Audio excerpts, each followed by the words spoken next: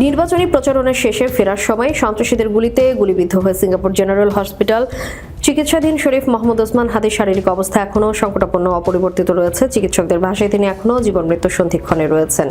দেশটির নিউরোসার্জনদের সর্বশেষ মূল্যায়ন অনুযায়ী হাদির ব্রেনের ইসকেমিক পরিবর্তন ও ইডেমা কমেনি, ফলে চিকিৎসার ক্ষেত্রে একটি নির্দিষ্ট টাইম উইন্ডোকেই সবচেয়ে গুরুত্বপূর্ণ ধরা হচ্ছে।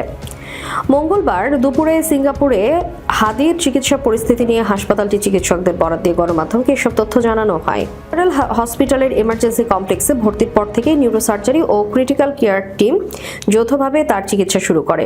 নেওয়ার পর করা ব্রেনের সিটি স্ক্যানে হাদির বাম পাশের ইসকেমিক পরিবর্তন অপরিবর্তিত রয়েছে, পাশাপাশি ব্রেনে ফোলা বা ইডেমা এখনও বিদ্যমান। ব্রেন স্টেমে আঘাতের কারণে মস্তিষ্কের ভেন্ট্রিকুলার সিস্টেমেও চাপ তৈরি হয়েছে, যা চিকিৎসকদের জন্য বড় চ্যালেঞ্জ হয়ে দাঁড়িয়েছে। হাসপাতালটিতে হাদির চিকিৎসকদের বরাতে ডাক্তার আব্দুল আহাদ জানান, বর্তমানে হাদির কিডনি, হৃদযন্ত্র ও ফুসফুস কৃত্রিম ভেন্টিলেশনের সহায়তায় সচল রাখা হয়েছে।